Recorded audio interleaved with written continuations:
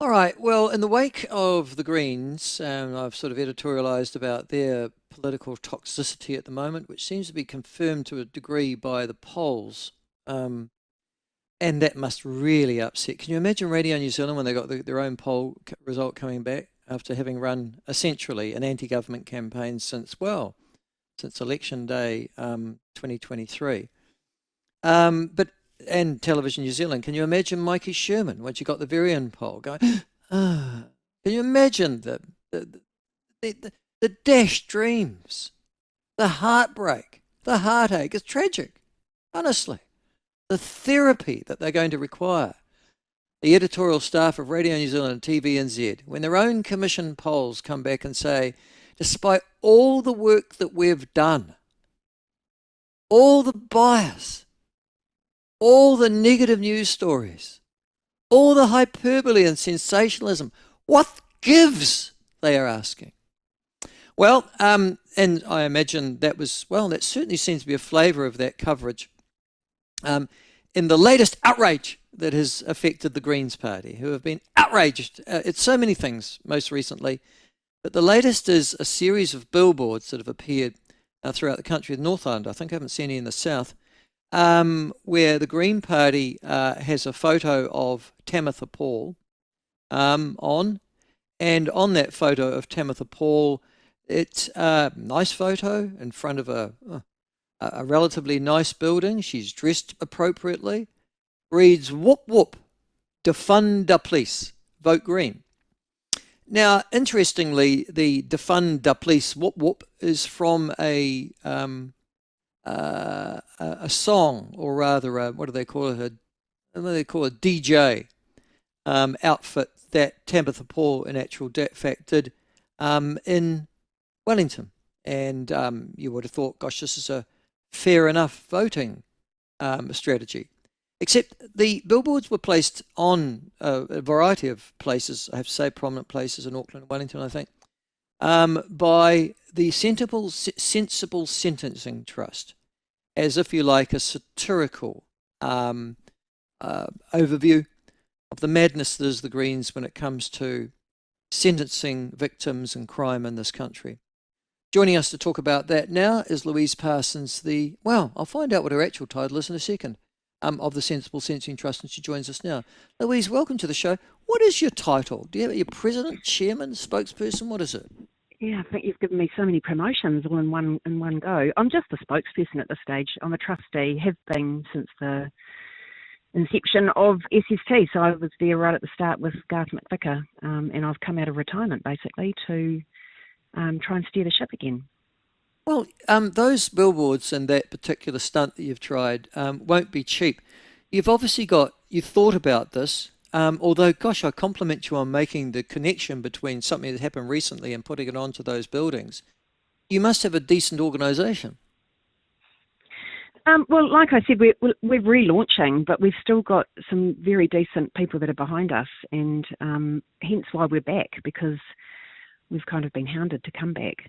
Obviously, we're really needed. We did a hell of a lot of good when we first started SST.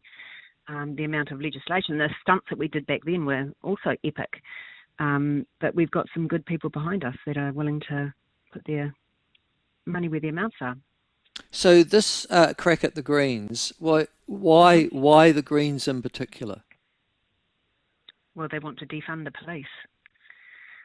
I don't hear of anybody else really saying that. Maybe Te Pāti Māori, I'm not sure what their stance is, but I think really it's to let their voters know that this is their policy, and if they're happy with that, defunding the police, then they, carry on, vote. I'm assuming though that like the Greens in the last poll that I've seen, the One News Varian poll, I think they got 10%. They've hovered around that mark forever. The 10% that are funding them, I suspect, is probably sympathetic to that cause, though. Do you think? I mean, it is a party given to those fringe causes.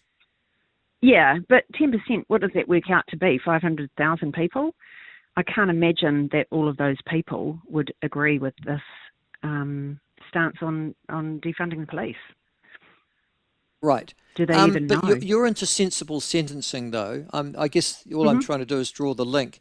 Louise. You're into sensible sentencing. And the reason you started up was because you looked at the New Zealand legal system, the courts Yep. and judges in particular, and said, you guys aren't doing your job. You're not reflecting the community concerns to do with crime.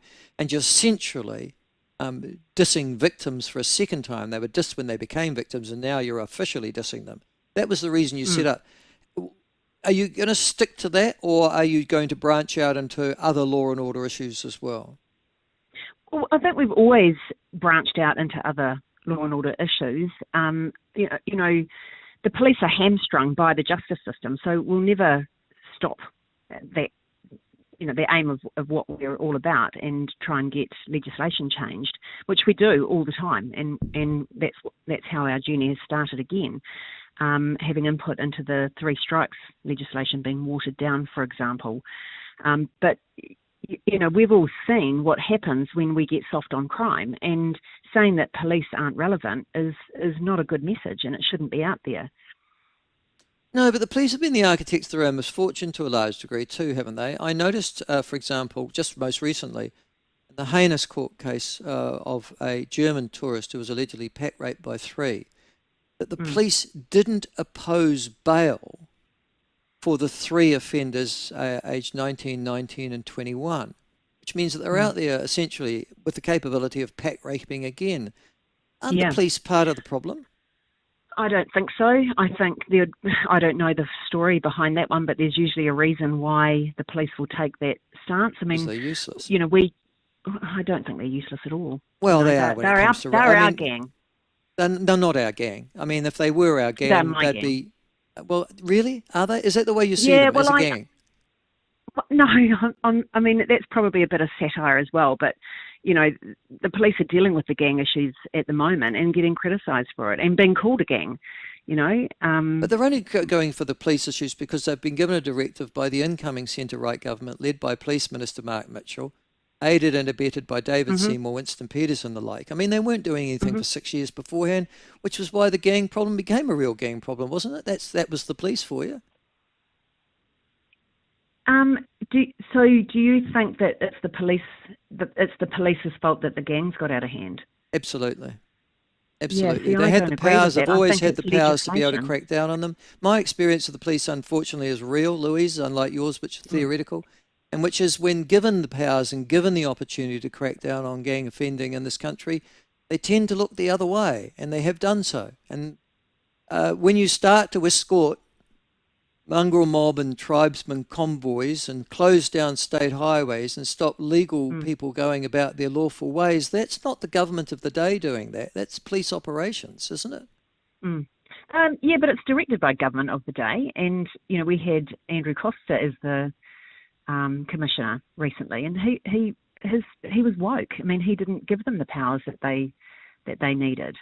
We've experienced that with what happened in the cyclone. You know, we needed things from the police, and powers to be wouldn't give them permission to help us.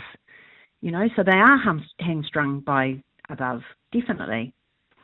I mean, I truly believe we have to support our police. I really do. Well, I support the police if they're doing the right thing, but I don't support the police. Yeah, I agree. Yeah, so I think there's a distinction. You can't unilaterally do it. No, it's just that here we go. It's just the reason I asked that question is because it seems to me that if you want to have a go at trying to get more sensible justice and judicial system, you start with the police, you carry on with the courts and the justice system, with the probation service, etc. There's a whole range of folk within that are letting many of our criminals not necessarily get away with their crimes, but certainly don't seem to be punished for them or held to account for them. Yeah. I mean, that's the whole reason SST was established in the first place. Okay, so what's your next campaign, though? Okay, so this was drawing the satire to the Green candidates and their particular and odd views, I have to say, of Tabitha Paul. But what, I mean, the nature of the beast is you're a sensible sentencing trust. I mean, the name gives it all away. Yep. There is a continuing public concern as to the fact that the courts are not simply treating criminals with kid gloves, but actually discounting them the worse their life has been, and almost the worse, the more addicted they are. Are you hoping to lobby on issues like that as well?